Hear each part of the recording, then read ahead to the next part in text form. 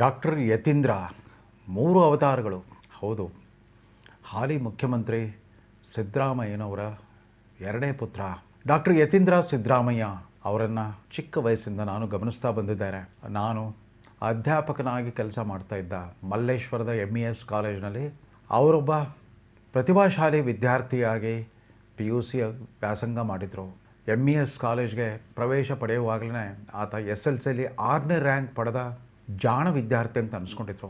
ಅದೇ ರೀತಿ ಆ 2 ವರ್ಷಗಳ PUC ಸೈನ್ಸ್ ವ್ಯಾಸಂಗದ ಅವಧಿಯಲ್ಲಿ ಯಾರಿಗೂ ಕೂಡ ಈತ ಒಬ್ಬ ಮಂತ್ರಿ ಪುತ್ರ ಅಂತ ಗೊತ್ತೇ ಆಗ್ತಿರಲಿಲ್ಲ. ಆ ದಿನಗಳಲ್ಲಿ ಸಿದ್ದರಾಮಯ್ಯ ದೇವೇಗೌಡರ ಸರ್ಕಾರದಲ್ಲಿ ಆರ್ಥಿಕ ಸಚಿವರಾಗಿದ್ದರು. ತದನಂತರ JH ಪಟೇಲ್ ಸರ್ಕಾರದಲ್ಲಿ ಉಪಮುಖ್ಯಮಂತ್ರಿ ಮತ್ತು ಹಣಕಾಸು ಸಚಿವರಾಗಿದ್ದರು.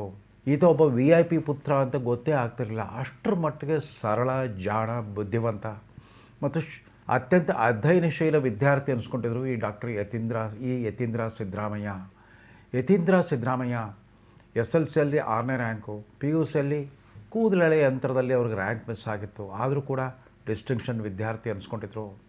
ಬಹುಶಃ 100ರ ಒಳಗೆ CET ರ್ಯಾಂಕ್ ಪಡ್ಕೊಂಡ್ಬಿಟ್ಟು ಸರ್ಕಾರಿ ಬೆಂಗಳೂರು ಮೆಡಿಕಲ್ ಕಾಲೇಜಿನಲ್ಲಿ ಪ್ರವೇಶ ಪಡ್ಕೊಂಡ್ರು. ಅಲ್ಲೇ MBBS ವಿದ್ಯಾಭ್ಯಾಸ ಮಾಡಿದರು. ಬೆಂಗಳೂರು ಮೆಡಿಕಲ್ ಕಾಲೇಜಿನಲ್ಲಿ MBBS ಪೂರೈಸಿದ ನಂತರ ಬೆಳಗಾವಿಯ ಸುಪ್ರಸಿದ್ಧ KLE ಸೊಸೈಟಿಯ ಜವಾಹರ್ಲಾಲ್ ನೆಹರು ಮೆಡಿಕಲ್ ಕಾಲೇಜಿನಲ್ಲಿ ಆತ 3 ವರ್ಷಗಳ MD ಪೆಥಾಲಜಿ ಅಧ್ಯಯನ ಮಾಡಿದರು. ಅಂದರೆ ಮೆರಿಟ್ ಕೋಟಾ ಮೂಲಕವೇ ನಿರಂತರವಾಗಿ MBBS ಮತ್ತು MD ಪೆಥಾಲಜಿ ಪೂರೈಸಿದ ಯತೀಂದ್ರ ಸಿದ್ದರಾಮಯ್ಯ ಅವರ ಎರಡನೇ ಅವತಾರ ಡಾಕ್ಟರ್ ಯತೀಂದ್ರ ಸಿದ್ದರಾಮಯ್ಯ. ಅವರು ಮೂಲಭೂತವಾಗಿ ಈ ರೋಗ ನಿದಾನ ಶಾಸ್ತ್ರ ಅಂತ ಕರೀತಾರೆ. ಪೆಥಾಲಜಿ ಅಂದರೆ ರೋಗಗಳನ್ನು ಪತ್ತೆ ಮಾಡುವ ಒಂದು ಪರಿಣಿತಿ ಅವ್ರಿಗಿತ್ತು. ಹೀಗಾಗಿ ಬಸವೇಶ್ವರ ನಗರದಲ್ಲಿ ಅಲ್ಲಿ ಗಂಗಮ್ಮ ತಿಮ್ಮಯ್ಯ ಚೌಲ್ಟ್ರಿ ಸಮೀಪದಲ್ಲೇ SS ಲ್ಯಾಬ್ರೋಟ್ರಿ ಅಂತ ಒಂದು ಪ್ರಯೋಗಾಲಯವನ್ನು ಕೂಡ, ಪೆಥಾಲಜಿ ಲ್ಯಾಬ್ ಕೂಡ ಸ್ಥಾಪನೆ ಮಾಡಿದರು. ಅಲ್ಲೇ ಅವರು ತಮ್ಮ ವೃತ್ತಿ ಜೀವನವನ್ನು ಶುರು ಮಾಡಿದರು. 2009ರಲ್ಲಿ MD ಪೂರೈಸಿದ ಮೇಲೆ ನಿರಂತರವಾಗಿ ತಮ್ಮ ತಂದೆಯ ಯಾವುದೇ ರಾಜಕೀಯ ಚಟುವಟಿಕೆಗಳಲ್ಲಿ ತೊಡಗಿಸ್ಕೊಳ್ಳೋದರೆ ತಂಪಾಡಿಗೆ ತಾವು ಒಬ್ಬ ವೈದ್ಯನಾಗಿ ಕೆಲಸ ಮಾಡ್ತಾಯಿದ್ರು. ನಮಗೆ ಗೊತ್ತಿರಲಿ, ಪೆಥಾಲಜಿ ಸಂಬಂಧಪಟ್ಟ ವೈದ್ಯರುಗಳು ಯಾರೂ ಕೂಡ ನೇರವಾಗಿ ರೋಗಿಗಳ ಸಂಪರ್ಕಕ್ಕೆ ಬರೋದೇ ಇಲ್ಲ. ಅವ್ರು ಏನೇ ಇದ್ದರೂ ಕೂಡ ರೋಗಿಗಳ ಸ್ಯಾಂಪಲ್ಗಳು, ಅವರ ದೇಹದ ವಿವಿಧ ಭಾಗಗಳನ್ನು ಪರೀಕ್ಷೆಗಾಗಿ ಕಳಿಸ್ತಾರೆ. ರೋಗ ಪತ್ತೆ ಮಾಡುವುದೇ ಅವರ ಮೂಲ ಕರ್ತವ್ಯ. ಮೈಕ್ರೋಸ್ಕೋಪ್ಗಳ ಮೂಲಕ ಮತ್ತು ವಿವಿಧ ರಾಸಾಯನಿಕ ಪ್ರಯೋಗಗಳ ಮೂಲಕ, ಕೆಮಿಕಲ್ ಎಕ್ಸ್ಪರಿಮೆಂಟ್ಗಳ ಮೂಲಕ ಅವರು ರೋಗಗಳನ್ನು ಪತ್ತೆ ಮಾಡ್ತಾರೆ. ಇಂಥ ಡಾಕ್ಟರ್ ಯತೀಂದ್ರ ಸಿದ್ದರಾಮಯ್ಯ ಈ ರೀತಿ ಅತ್ಯಂತ ಖಾಸಗಿತನದಿಂದ ತಮ್ಮ ವೃತ್ತಿ ಬದುಕನ್ನು ನಡೆಸ್ಕೊಂಡು ಹೋಗ್ತಾಯಿದ್ರು. ತುಂಬ ಯಶಸ್ವಿನೂ ಆಗಿದ್ರು ಅಂತ ಕಾಣುತ್ತೆ. ಅದು ಎರಡನೇ ಅವತಾರ, ಡಾಕ್ಟರ್ ಯತೀಂದ್ರ ಸಿದ್ದರಾಮಯ್ಯನವ್ರದ್ದು ಎರಡನೇ ಅವತಾರ. ಅದೇ ಅವಧಿಯಲ್ಲೊಮ್ಮೆ ನಾನು ಮಾಜಿ ಲೋಕಾಯುಕ್ತ ನ್ಯಾಯಮೂರ್ತಿ ಸಂತೋಷ್ ಹೆಗಡೆ ಅವ್ರ ಜೊತೆಗೆ ಪಾವಗಡದ ರಾಮಕೃಷ್ಣ ಆಶ್ರಮದ ಒಂದು ಸಮಾರಂಭದಲ್ಲಿ ಪಾಲ್ಗೊಳ್ಳೋ ಅವಕಾಶ ದೊರಕಿತ್ತು. ಸಂತೋಷ್ ಹೆಗಡೆ ಅವ್ರ ಜೊತೆಗೆ ಅಲ್ಲಿಗೆ ಹೋದಾಗ ಅಲ್ಲಿನ ರಾಮಕೃಷ್ಣ ಆಶ್ರಮದ ಮುಖ್ಯಸ್ಥರಾದ ಸ್ವಾಮಿ ಜಪಾನಂದ ಒಂದು ಅಚ್ಚರಿದಾಯಕ ಸಂಗತಿಯನ್ನು ಹೇಳ್ಕೊಂಡ್ರು ಯತೀಂದ್ರ ಅವ್ರ ಬಗ್ಗೆ.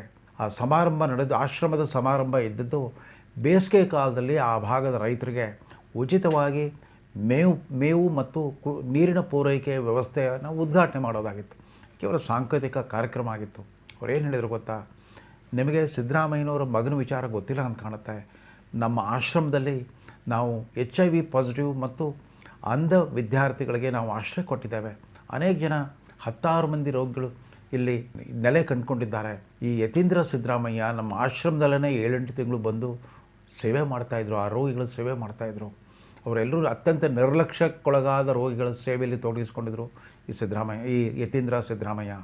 ಅವ್ರಿಗೆ ದೈನಂದಿನ ಚಿಕಿತ್ಸೆ ಕೊಡೋದಲ್ಲದೆ ವಿವಿಧ ಒಬ್ಬ ಪೆಥಾಲಜಿಸ್ಟ್ ಆಗಿ ಅವರ ದೇಹದ ರಕ್ತ ಪರೀಕ್ಷೆ ಇತ್ಯಾದಿಗಳನ್ನು ಮಾಡ್ತಾಯಿದ್ರು.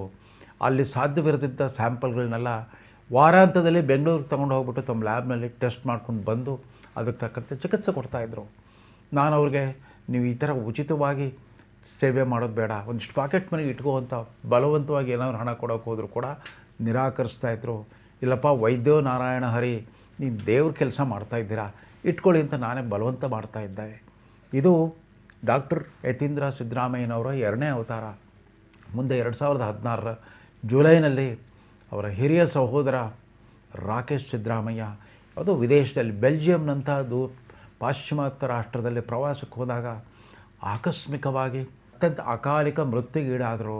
ಅದೊಂದು ದೊಡ್ಡ ದುರಂತ ಆಗಿತ್ತು. ಸಿದ್ದರಾಮಯ್ಯರವ್ರ ಕುಟುಂಬಕ್ಕೆ ದೊಡ್ಡ ಆಘಾತವನ್ನುಂಟು ಮಾಡಿತ್ತು ರಾಕೇಶ್ ಸಿದ್ದರಾಮಯ್ಯ ಅವರ ಅಕಾಲಿಕ ಸಾವು. ಅದರ ನಂತರ ಅದುವರೆಗೂ ರಾಜಕೀಯ ಉಸಾಬರಿಗೆ ಹೋಗ್ತಿದ್ದ ಈ ಯತೀಂದ್ರ ಸಿದ್ದರಾಮಯ್ಯನವರ 3ನೇ ಅವತಾರ ಶುರುವಾಯಿತು 2018ರ ಅಸೆಂಬ್ಲಿ ಚುನಾವಣೆಯಲ್ಲಿ. ಅವರ ಕುಟುಂಬದ ಅವರ ಪಾಲಕರ ಬಹುಶಃ ಅವರ ತಂದೆ ತಾಯಿಗಳ ಬಯಕೆ ಅಂತ ಇದು ಕಾಣುತ್ತೆ. ಇಷ್ಟವಿರಲಿ ಇಲ್ಲದೇ ಇರಲಿ, ಅವರು ತಮ್ಮ ತಂದೆ ಮೊದಲು ತೆರವು ಮಾಡಿದ್ದ ವರ್ಣಾ ಕ್ಷೇತ್ರದಿಂದ ಸ್ಪರ್ಧೆ ಮಾಡಿ ಗೆದ್ದು ಬಿಟ್ಟರು. ಅದರ ವಿಪರ್ಯಾಸ ಎಂಥದ್ದಿತ್ತು ಅಂದರೆ, ಆ 2018ರ ಚುನಾವಣೆಯಲ್ಲಿ ಅವ್ರ ತಂದೆ ಅಧಿಕಾರಸ್ಥ ಮುಖ್ಯಮಂತ್ರಿಯಾಗಿ 2 ಕ್ಷೇತ್ರಗಳಿಂದ ಸ್ಪರ್ಧೆ ಮಾಡಿದರು. ಮೈಸೂರಿನ ಚಾಮುಂಡೇಶ್ವರಿ ಕ್ಷೇತ್ರ, ಮತ್ತೊಂದು ಉತ್ತರ ಕರ್ನಾಟಕದ ಬಾದಾಮಿ ಕ್ಷೇತ್ರ. ಒಂದು ಸುರಕ್ಷಿತ ತಾಣ ಇರಲಿ ಅಂತ ಬಾದಾಮಿ ಕ್ಷೇತ್ರವನ್ನು ಕೂಡ ಆಯ್ಕೆ ಮಾಡಿಕೊಂಡಿದ್ದರು ಸಿದ್ದರಾಮಯ್ಯ. ದುರದೃಷ್ಟವಶಾತ್ ಆ ಚುನಾವಣೆಯಲ್ಲಿ ಮುಖ್ಯಮಂತ್ರಿ ಸಿದ್ದರಾಮಯ್ಯನವರ ನೇತೃತ್ವದಲ್ಲಿ ನಡೆದ ಚುನಾವಣೆಯಲ್ಲಿ ಕಾಂಗ್ರೆಸ್ ಪಕ್ಷ 130 78 ಇಳಿತು. ಹೀನಾಯವಾದ ಸೋಲನ್ನು ಅನುಭವಿಸಬೇಕಾಗಿ ಬಂತು. ಸ್ವತಃ ಸಿದ್ದರಾಮಯ್ಯನವರೇ ಚಾಮುಂಡೇಶ್ವರಿ ಕ್ಷೇತ್ರದಲ್ಲಿ 36,000 ಮತಗಳ ಅಂತರದಿಂದ JDSನ GT ದೇವೇಗೌಡರ ಎದುರಿಗೆ ಪರಾಭವವನ್ನು ಅನುಭವಿಸಬೇಕಾಗಿ ಬಂತು. ಆದರೆ ಸುದೈವವಶಾತ್ ಬಾದಾಮಿಯಲ್ಲಿ BJP ನಾಯಕ ಶ್ರೀರಾಮುಲು ವಿರುದ್ಧ ಅಲ್ಪ ಅಂತರದಿಂದ ಗೆದ್ದು ಬಂದು ವ್ಯಕ್ತಿಗತವಾಗಿ ತಮ್ಮ ಸದಸ್ಯತ್ವವನ್ನು ಉಳಿಸ್ಕೊಂಡಿದ್ದರು. ಮತ್ತೊಂದು ಕಡೆ ವರ್ಣಾ ಕ್ಷೇತ್ರದಲ್ಲಿ ಇದೇ ಆಗತಾನೆ ರಂಗಪ್ರವೇಶ ಮಾಡಿದ್ದ ಈ ಯತೀಂದ್ರ ಸಿದ್ದರಾಮಯ್ಯ ಗೆಲುವು ಸಾಧಿಸಿದ್ರು. ಸ್ವಲ್ಪ ದೊಡ್ಡ ಬಹುಮತದಿಂದ ಗೆಲುವು ಸಾಧಿಸಿದ್ರು. ಅವರು MLA ಆಗಿ ಅಸೆಂಬ್ಲಿ ಪ್ರವೇಶ ಮಾಡಿದರು. ಸಿದ್ದರಾಮಯ್ಯನವರು ಮುಖ್ಯಮಂತ್ರಿ ಆಗದೇ ಇದ್ದರೂ ಕೂಡ ಕಾಂಗ್ರೆಸ್ ಶಾಸಕಾಂಗ ಪಕ್ಷದ ನಾಯಕನಾಗಿ ಮುಂದುವರೆದರು. ಆ ಮೊದಲ 20 ತಿಂಗಳ ಅವಧಿಯಲ್ಲಿ ಕಾಂಗ್ರೆಸ್ಗೆ ಅಧಿಕಾರ ಕೂಡ ದಕ್ಕಲಿಲ್ಲ. JDSನ ಕುಮಾರಸ್ವಾಮಿಯವರ ನೇತೃತ್ವದಲ್ಲಿ ಒಂದು ಸಮ್ಮಿಶ್ರ ಸರ್ಕಾರ ರಚನೆ ಮಾಡೋಕ್ಕಾಗಬಂತು ಕಾಂಗ್ರೆಸ್ ಪಕ್ಷಕ್ಕೆ. 2018ರಿಂದ 2019ರವರೆಗೆ 1 ವರ್ಷ ಕೂಡ ಮುಗಿಸಿರಲಿಲ್ಲ ಸರ್ಕಾರ. ಅದು ಮುಂದೆ ಆಪರೇಷನ್ ಕಮಲದ ಪರಿಣಾಮವಾಗಿ ಪತನವಾಯಿತು. ಮತ್ತೆ ಕಾಂಗ್ರೆಸ್ಸು ವಿರೋಧ ಪಕ್ಷ ಸ್ಥಾನದಲ್ಲಿ ಕೂತ್ಕೋಬೇಕಾಯಿತು. ತಂದೆ ಸಿದ್ದರಾಮಯ್ಯನವರು ವಿರೋಧ ಪಕ್ಷದ ನಾಯಕ, ಈ ಯತೀಂದ್ರ ಸಿದ್ದರಾಮಯ್ಯ MLA, ಕಾಂಗ್ರೆಸ್ MLA. ಆ ದಿನಗಳಲ್ಲಿ ರಾಜಕಾರಣದಲ್ಲಿ ಇನ್ನೂ ಓನಾಮ ಕಲಿತಾ ಇದ್ದ ಯತೀಂದ್ರ ಸಿದ್ದರಾಮಯ್ಯ ಹೆಚ್ಚು ಮಾತಾಡ್ತಿರಲಿಲ್ಲ. ಮಾತಾಡೋ ಅಗತ್ಯವೂ ಬರ್ತಾ ಇರಲಿಲ್ಲ. ತಮ್ಮ ಪಾಡಿಗೆ ತಾವು ಇರ್ತಾಯಿದ್ರು. ಮತ್ತು ಮೈಸೂರು ಜಿಲ್ಲೆಯ MLA ಆಗಿದ್ದರಿಂದ ಮೈಸೂರಿನ ಮೂಡಾದಲ್ಲೂ ಕೂಡ ಪದನಿಮಿತ್ತ ಸದಸ್ಯತ್ವ ಇವರಿಗೆ ದೊರಕಿತ್ತು, ಎಕ್ಸ್ ಅಫಿಷೋ ಮೆಂಬರ್ಶಿಪ್. ಆ ಅವಧಿಯಲ್ಲೇ ಅವರ ಕುಟುಂಬವನ್ನು ತೀವ್ರವಾದ ವಿವಾದ, ಅಪವಾದ ಮತ್ತು ಮುಜುಗರಕ್ಕೀಡು ಮಾಡಿದ ಆ ಮೂಡ ಸೈಟ್ ವಿತರಣೆ ಹಗರಣ ನಡೆದಿದ್ದು ಅದೇ ಅವಧಿಯಲ್ಲೇ. ಅದೇನೇ ಇರಲಿ, ಪಾಪ ಆಗಿನ್ನೂ ರಾಜಕೀಯವಾಗಿ ಅಮಾಯಕರಾಗಿದ್ದರು ಅಂತ ಕಾಣುತ್ತೆ ಯತೀಂದ್ರ ಸಿದ್ದರಾಮಯ್ಯ. ಮುಂದೆ 2023ರ ಚುನಾವಣೆ ಬಂದಾಗ ಮತ್ತೆ ಸಿದ್ದರಾಮಯ್ಯನವರು ಯಾವುದೇ ರಿಸ್ಕ್ ತಗೊಳ್ದೇನೆ ಮತ್ತೆ ವರ್ಣಾ ಕ್ಷೇತ್ರವನ್ನೇ ಆರಿಸ್ಕೊಂಡ್ರು. ಆಗ ತಂದೆಗೋಸ್ಕರ ಯತೀಂದ್ರ ಸಿದ್ದರಾಮಯ್ಯ ತಮ್ಮ ಸೀಟನ್ನು ತೆರವು ಮಾಡಬೇಕಾಗಿ ಬಂತು. ಅದನ್ನು ಅವರು ತ್ಯಾಗ ಅಂತ ಹೇಳ್ಕೊಂಡ್ರು. ಅನಿವಾರ್ಯತೆ ಇತ್ತು, ರಾಜಕೀಯ ಅನಿವಾರ್ಯತೆ ಇತ್ತು, ಕುಟುಂಬದ ಗೌರವದ ಪ್ರಶ್ನೆ ಆಗಿತ್ತು.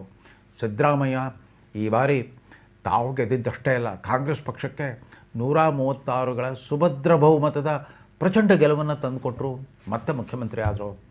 ಸೊ ಈ ಬಾರಿ ತಂದೆ ಮುಖ್ಯಮಂತ್ರಿ ಪಾಪ doctor Yathindra Siddaramaiah ex MLA ಆಗಿರಬೇಕಾಯ್ತು, ಮಾಜಿ MLA ಅಂತ ಅನಿಸ್ಕೋಬೇಕಾಗಿ ಬಂತು. ಅವರಿಗೆ ಮಾಜಿ MLA ಅನ್ನೋ ಪದನಾಮ ಯಾಕೋ ಅಷ್ಟು ಇಷ್ಟವಾಗಲಿಲ್ಲ ಅಂತ ಕಾಣುತ್ತೆ. ಆಗ ಅವರು ಮೊದಲ ಬಾರಿಗೆ ಸಾರ್ವಜನಿಕವಾಗಿ ಮಾತಾಡಲಿಕ್ಕೆ ಶುರು ಮಾಡಿದರು. ಇದು ಡಾಕ್ಟರ್ ಯತೀಂದ್ರ ಸಿದ್ದರಾಮಯ್ಯನವರ 3ನೇ ಅವತಾರ. ರಾಜಕಾರಣಿಯಾಗಿ ಯತೀಂದ್ರ ಸಿದ್ದರಾಮಯ್ಯ ಏನು ಮಾಡಲಿಕ್ಕೆ ಶುರು ಮಾಡಿದರು.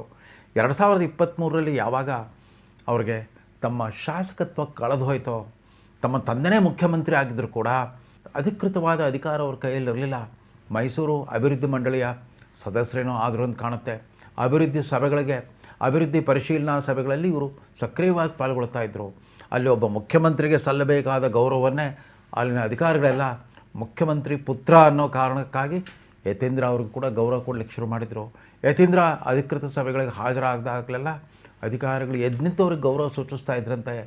ಈ ರೀತಿ ಹಾಗಂತೆ ಹೀಗಂತೆ ಅಂತ ಪುಕಾರುಗಳು ಶುರುವಾದಂತೆಲ್ಲ ಅವರ ತಂದೆ ಪ್ರತಿನಿತ್ಯ ಒಂದು ವಿಚಿತ್ರವಾದ ವಿಪರ್ಯಾಸವನ್ನು ಎದುರಿಸಬೇಕಾಗಿ ಬಂತು. 2023ರ ಅಸೆಂಬ್ಲಿ ಚುನಾವಣೆಯಲ್ಲಿ ಸಿದ್ದರಾಮಯ್ಯರು ಮುಖ್ಯಮಂತ್ರಿ ಆದಾಗ ಆ ಕ್ಷಣದಿಂದಲೇ ಅವರಿಗೆ ಪ್ರಬಲ ಪ್ರತಿಸ್ಪರ್ಧಿಯಾಗಿ ಉಪಮುಖ್ಯಮಂತ್ರಿ DK ಶಿವಕುಮಾರ್ ಸವಾಲು ಎಸಲಿಕ್ಕೆ ಶುರು ಮಾಡಿಬಿಟ್ರು. 2.5 ವರ್ಷಗಳ ನಂತರ ಸಿದ್ದರಾಮಯ್ಯನವರು ಪದವಿ ತ್ಯಾಗ ಮಾಡಿ ತಮಗೆ ಅಧಿಕಾರ ಹಸ್ತಾಂತರ ಮಾಡ್ತಾರಂತೆ, ಪದವಿಯನ್ನು ಹಸ್ತಾಂತರ ಮಾಡ್ತಾರೆ ಅಂತನೋ ಪುಕಾರೋ, ಗುಲ್ಲೋ ಅಥವಾ ವದಂತಿನೋ ನಿರಂತರವಾಗಿ ಚಾಲ್ತಿಗೆ ಬಂದುಬಿಡ್ತು. ಅದು 2 ವರ್ಷಗಳು ಕಳೀತಾ ಇರುವಾಗಲೇ ಅದರಲ್ಲೂ 2024 ಲೋಕಸಭಾ ಚುನಾವಣೆಯ ನಂತರ ಯಾವಾಗ ಈ ಅಧಿಕಾರ ಹಸ್ತಾಂತರದ ಮಾತು ಮಾಧ್ಯಮಗಳಲ್ಲಿ ಹೆಚ್ಚೆಚ್ಚು ಚರ್ಚೆ ಆಗಕ್ಕೆ ಶುರುವಾಯಿತು, ಯತೀಂದ್ರ ಸಿದ್ದರಾಮಯ್ಯ ಆ್ಯಕ್ಟಿವ್ ಆಗಿಬಿಟ್ರು. ಅಷ್ಟೇ ಅಲ್ಲ, ಅವ್ರಿಗೆ ಮಾಜಿ ಶಾಸಕ ಅನಿಸ್ಕೊಳ್ಳೋಕ್ಕೆ ಇಷ್ಟ ಇರಲಿಲ್ಲ. ಹೀಗಾಗಿ ಅಸೆಂಬ್ಲಿಯಿಂದ ಕಾಂಗ್ರೆಸ್ ಅಭ್ಯರ್ಥಿಯಾಗಿ ವಿಧಾನ ಪರಿಷತ್ತಿಗೆ ಆರಿಸಿ ಬಂದ್ಬಿಟ್ಟು ಮತ್ತೆ MLC ಅಂತ ಅನಿಸ್ಕೊಂಡ್ರು. ಮೊದಲು MLA, ಆಮೇಲೆ ಮಾಜಿ MLA ಮತ್ತು ಈ ಹಾಲಿ MLC ವಿಧಾನ ಪರಿಷತ್ ಸದಸ್ಯರಾಗಿರೋ ಯತೀಂದ್ರ ಸಿದ್ದರಾಮಯ್ಯ ಯಾವಾಗ ತಮ್ಮ ತಂದೆಯ ಪದವಿಗೆ ಉಪಮುಖ್ಯಮಂತ್ರಿಯಿಂದ ದಿನನಿತ್ಯ ಸವಾಲು ಎದುರಾಗಕ್ಕೆ ಶುರುವಾಯಿತು, ಆಗ ಮಾತಾಡ್ಲಿಕ್ಕೆ ಶುರು ಮಾಡಿದ್ರು. ಇಲ್ಲ ನಮ್ಮಪ್ಪನೇ ಇನ್ನೂ 5 ವರ್ಷ ಮುಖ್ಯಮಂತ್ರಿ ಆಗಿರ್ತಾರೆ, ನಮ್ಮಪ್ಪನೇ ಮುಂದಿನ ಬಜೆಟ್ ಮಂಡಿಸ್ತಾರೆ ಅಂತ ನಮ್ಮಪ್ಪ ಅಂತ ಮಾತಾಡ್ಲಿಕ್ಕೆ ಶುರು ಮಾಡಿದ ಯತೀಂದ್ರ ಸಿದ್ದರಾಮಯ್ಯ. ಕಡೆಗೊಮ್ಮೆ ಸತೀಶ್ ಜಾರಕಿಹೊಳಿ ಅವರ ಕ್ಷೇತ್ರದಲ್ಲಿ, ಆ ಗೋಕಾಕ್ ಕ್ಷೇತ್ರದಲ್ಲಿ ಎಮ್ಕನ್ ಮರಡಿ ಅಂತ ಕಾಣುತ್ತೆ, ಎಮ್ಕನ್ ಮರಡಿಯಲ್ಲಿ ಒಂದು ಕನಕ ಜಯಂತಿ ಉತ್ಸವದಲ್ಲಿ ಮಾತಾಡ್ತಾ ಹೇಳಿಬಿಟ್ರು, ಇಲ್ಲ ನಮ್ಮ ತಂದೆಯವರ ರಾಜಕೀಯ ಬದುಕಿಗೆ ಕಡೆಗಾಲ ಬಂದಿದೆ, ಮುಂದೆ ಈ ನಾಯಕತ್ವವನ್ನು ವಹಿಸ್ಕೊಳ್ಳಿಕ್ಕೆ ಸತೀಶ್ ಜಾರಕಿಹೊಳಿ ಅವರೇ ಅತ್ಯಂತ ಯೋಗ್ಯ ನಾಯಕರು ಅಂತ ನನಗೆ ಅನಿಸುತ್ತೆ ಅಂತಲೂ ಆ ಅರ್ಥ ಬರೋ ಹೇಳಿಕೆ ಕೊಟ್ಬಿಟ್ರು. ತಮ್ಮ ತಂದೆಯವರ ರಾಜಕೀಯ ಬದುಕಿನ ಸಂಧ್ಯಾಕಾಲ ಅನ್ನೋ ಪದಪ್ರಯೋಗ ಕೂಡ ಬರಲಿಲ್ಲ. ನಮ್ಮ ತಂದೆಯವರ ರಾಜಕೀಯ ಬದುಕಿಗೆ ಕಡೆಗಾಲ ಬಂದಿದೆ ಅಂತ ಮಾತಾಡಿಬಿಟ್ಟು ದೊಡ್ಡ ಗುಲ್ಲೆಬ್ಬಿಸ್ಬಿಟ್ರು ಯತೀಂದ್ರ ಸಿದ್ದರಾಮಯ್ಯ. ಆವತ್ತಿಂದ ಶುರುವಾಯ್ತು ನೋಡಿ, ಯಾರ್ಯಾರು ಮುಖ್ಯಮಂತ್ರಿ ಪದವಿಯ ಆಕಾಂಕ್ಷಿಗಳಾಗಿದ್ರೋ ಅಂಥವ್ರೊಂದು ಅರ್ಧ ಡಜನ್ ನಾಯಕರಿದ್ದಾರೆ, ವಿವಿಧ ಜಾತಿ ಜನಾಂಗಗಳನ್ನು ಪ್ರತಿನಿಧಿಸುವಂಥ. ಕೆಲವು ಜಾತಿ ಬಲವೇ ಇಲ್ಲದಂಥ ಕೆಲವು ನಾಯಕರು, ಮುಂಚೂಣಿ ನಾಯಕರು ಕಾಂಗ್ರೆಸ್ಸಲ್ಲಿದ್ದಾರೆ. ಅವ್ರಿಗೆಲ್ರಿಗೂ ಕೂಡ ಮುಖ್ಯಮಂತ್ರಿ ಆಗುವ ಆಸೆಯ ಕನಸು ಚಿಗುರೊಡ್ಲಿಕ್ಕೆ ಶುರುವಾಯಿತು. ಆದರೆ ಇವ್ರು ಯಾರೂ ಕೂಡ ಉಪಮುಖ್ಯಮಂತ್ರಿ DK ಶಿವಕುಮಾರ್ ಥರ ನೇರ ಮುಖ್ಯಮಂತ್ರಿ ಪದವಿಗಾಗಿ ತಮ್ಮ ಪಟ್ಟು ಹಿಡಿದು ಕೂತ್ಕೊಳ್ಳೋ ಹೋರಾಟ ಅನ್ನಿಸ್ಲಿಲ್ಲ. ಅವರೇನಿದ್ರು ಕೂಡ ರೊಟ್ಟಿ ಜಾರಿ ತುಪ್ಪದಲ್ಲಿ ಬೀಳಲಿ ಅಂತ ತುಪ್ಪದ ಗಿಂಡಿ ಹಿಡ್ಕೊಂಡು ಕೂತಿದ್ರು. ಆದರೆ ಪಾಪ ಸಿದ್ದರಾಮಯ್ಯನವ್ರ ಪರವಾಗಿ ಬಹುಪಾಲು ಕ್ಯಾಬಿನೆಟ್ ಸಚಿವರುಗಳೆಲ್ಲ ಕಳೆದ 3 ತಿಂಗಳಿಂದ ಮೌನಕ್ಕೆ ಜಾರಿದ ಮೇಲೆ ಅವರೆಲ್ಲ ಸೈಲೆಂಟ್ ಮೋಡ್ಗೆ ಹೋಗ್ಬಿಟ್ಟಿದ್ದಾರೆ. ಹೀಗಾಗಿ ಅವ್ರ ಪರವಾಗಿ ಯತೀಂದ್ರ ಸಿದ್ದರಾಮಯ್ಯನವರೇ ಮಾತಾಡ್ತಾ ಬಂದಿದ್ದಾರೆ. ಡಾಕ್ಟರ್ ಯತೀಂದ್ರ ಮಾತಾಡಿದ ಕೂಡಲೇ ಅದು ಸುದ್ದಿಯಾಗಿ ಹೋಗ್ಬಿಡುತ್ತೆ. ಈ ಥರ ಕೆಲವು ಬೆಂಬಲಿಗರು, DK ಶಿವಕುಮಾರ್ ಬೆಂಬಲಿಗರು ಬಹಿರಂಗವಾಗಿ DK ಶಿವಕುಮಾರ್ ಮುಖ್ಯಮಂತ್ರಿ ಆಗ್ತಾರೆ, ರಾಜ್ಯೋತ್ಸವ ಆದಮೇಲೆ ಆಗ್ತಾರೆ, ದೀಪಾವಳಿ ಮುಗಿದ ಮೇಲೆ ಆಗ್ತಾರೆ, ಸಂಕ್ರಾಂತಿ ಮುಗಿದ ಮೇಲೆ ಆಗ್ತಾರೆ ಅಂತ ತಮ್ಮ ಮನಸ್ಸಿನ ಬೈಕೇನು ಹೇಳ್ತಾ ಬಂದರೂ ಕೂಡ ಯತೀಂದ್ರ ಸಿದ್ದರಾಮಯ್ಯ ಮಾತ್ರ ಇಲ್ಲ ನಮ್ಮ ತಂದೆನೇ 5 ವರ್ಷ ಅನ್ನೋದು ಅವರ ಪ್ರಣಾಳಿಕೆ ಆಗೋಗ್ಬಿಟ್ಟಿದೆ. ಯಾಕೋ ತೀರ ಇತ್ತೀಚೆಗೆ ಕಳೆದ 48 ಗಂಟೆಗಳಲ್ಲಿ ಅವ್ರು ನೀಡಿದ ಒಂದು ಹೇಳಿಕೆ ಅನೇಕ ಜನ ಹಿರಿಯ ಸಚಿವರಿಗೂ ಕೂಡ ಕಿರಿಕಿರಿ ಉಂಟು ಮಾಡಿಬಿಟ್ಟಿದೆ. ಯಾರೂ ಹೀಗೆ ಮಾತಾಡಬೇಕಾಗಿರಲಿಲ್ಲ, ಬಹುಶಃ ಸಿದ್ದರಾಮಯ್ಯನವ್ರಿಗಿಂತ ಯತೀಂದ್ರನೇ ದೊಡ್ಡ ಹೈಕಮಾಂಡ್ ಒಂದು ಕಾಣುತ್ತೆ ಅಂತ ಸ್ವತಃ DK ಶಿವಕುಮಾರ್ ಬಾಯಲ್ಲಿ ಒಂದು ಮಾತು ಬಂತು. ಯತೀಂದ್ರ ಸಿದ್ದರಾಮಯ್ಯನವರ 3ನೇ ಅವತಾರ ಅದು ಖಚಿತವಾಗಿ ಹೀಗೆ ಅಂತ ಹೇಳಿಕ್ಕೆ ಆಗ್ತಾ ಇಲ್ಲ. ಒಬ್ಬ ಜಾಣ ವಿದ್ಯಾರ್ಥಿ ದಶೆಯಲ್ಲಿ ಒಬ್ಬ ಜಾಣ ವಿದ್ಯಾರ್ಥಿ ಅಂತ ಅನ್ಸ್ಕೊಂಡಿದ್ರು, ರ್ಯಾಂಕ್ ಪಡೆದಂಥ ಒಬ್ಬ ಬುದ್ಧಿವಂತ ವಿದ್ಯಾರ್ಥಿ ಅಂತ ಅನ್ಸ್ಕೊಂಡಿದ್ರು, ವೈದ್ಯನಾಗಿಬಿಟ್ಟು ಒಬ್ಬ ಶುದ್ಧವಂತ ಮತ್ತು ದಕ್ಷ ಚಿಕಿತ್ಸಕ ಪೆಥಾಲಜಿಸ್ಟ್ ಅಂತ ಅನ್ಸ್ಕೊಂಡಿದ್ರು, ರಾಮಕೃಷ್ಣ ಆಶ್ರಮದಲ್ಲಿ ಸೇವೆ ಮಾಡ್ತಾ ಇದ್ದ ಒಬ್ಬ ನಿಸ್ಪೃಹ ಸಮಾಜ ಸೇವಕ ಅಂತ ಅನ್ಸ್ಕೊಂಡಿದ್ರು. ಅದ್ಯಾಕೋ ಏನೋ ಡಾಕ್ಟರ್ ಯತೀಂದ್ರ ಸಿದ್ದರಾಮಯ್ಯ ಲೀಡರ್ ಆಗ್ಲಿಕ್ಕೆ ಸಾಗಲಿ, ಒಳ್ಳೆ ಡಾಕ್ಟರ್ ಆಗಿದ್ದ ಯತೀಂದ್ರ ಸಿದ್ದರಾಮಯ್ಯ ಯಾಕೋ ಇನ್ನೂ ಒಬ್ಬ ಬಾಲಿಶ ಲೀಡರ್ ಅಂತ ಅನಿಸ್ಕೊಳ್ತಾ ಇದ್ದಾರೆ. ಇದೇ ಇವತ್ತಿನ ತಮಾಷೆಯ ಒಂದು ಕಾಲಘಟ್ಟ. ಡಾಕ್ಟರ್ ಯತೀಂದ್ರ ಸಿದ್ದರಾಮಯ್ಯ ಮುಂಬರುವ ದಿನಗಳಲ್ಲಿ ತಮ್ಮ ತಂದೆಯ ಬದುಕಿನಲ್ಲಿ ಸ್ಥಿತ್ಯಂತರವಾದಾಗಲೂ ಕೂಡ ಯಾವ ರೀತಿ ತಮ್ಮ ಬದುಕನ್ನು ರೂಪಿಸ್ಕೊಳ್ತಾರೆ ಕಾದು ನೋಡಬೇಕಾಗಿದೆ. ಅವ್ರಿಗಿನ್ನೂ 45 ವರ್ಷ. ಇತರ ಮುಖ್ಯಮಂತ್ರಿಗಳ ಮಕ್ಕಳೆಲ್ಲ ಮುಖ್ಯಮಂತ್ರಿಗಳು ಆಗಿಬಿಟ್ಟಿದ್ದಾರೆ. ದೇವೇಗೌಡರ ಮಗ ಕುಮಾರಸ್ವಾಮಿಯವರು ಮುಖ್ಯಮಂತ್ರಿ ಆಗಿಬಿಟ್ರು, SR ಬೊಮ್ಮಾಯಿ ಅವ್ರ ಮಗ ಬಸವರಾಜ ಬೊಮ್ಮಾಯಿ ಕೂಡ ಮುಖ್ಯಮಂತ್ರಿ ಆಗಿಬಿಟ್ರು. ಇದೀಗ ತಾನು ಸಿದ್ದರಾಮಯ್ಯನವರ ಮಗನಾಗಿ ತಾನು ಕೂಡ ಮುಖ್ಯಮಂತ್ರಿ ಆಗಬೇಕನ್ನೋ ಆಸೆ ಇರ್ಬೋದು ಯತೀಂದ್ರ ಸಿದ್ದರಾಮಯ್ಯನವ್ರಿಗೆ. ಆದರೆ ಅದಕ್ಕೆ ಬೇಕಾಗಿರುವಂಥ ತಯಾರಿ, ಹೋಮ್ವರ್ಕ್, ಗ್ರೌಂಡ್ ವರ್ಕ್ ಇತ್ಯಾದಿ ಎಲ್ಲವನ್ನೂ ಮಾಡಬೇಕಾಗತ್ತೆ. ಅದೆಲ್ಲಕ್ಕಿಂತ ಮುಖ್ಯವಾಗಿ ದುಡುಕಿನ ಮಾತಿಗಿಂತ ಒಂದು ಗಂಭೀರವಾದ ಮೌನವೇ ಅತ್ಯಂತ ಪ್ರಬಲವಾದ ಅಸ್ತ್ರ. ಮಾತು ಬೆಳ್ಳಿ, ಮೌನ ಬಂಗಾರ ಅನ್ನೋ ಒಂದು ನಾಣ್ಣುಡಿಯನ್ನು ಯತೀಂದ್ರ ಸಿದ್ದರಾಮಯ್ಯ ಅರ್ಥ ಮಾಡ್ಕೊಳ್ತಾರೆ ಅಂತ ಆಶಿಸ್ತಾ ಈ ಸಂಚಿಕೆಯನ್ನು ಮುಗಿಸ್ತಾ ಇದ್ದೇನೆ. ನಮಸ್ಕಾರ.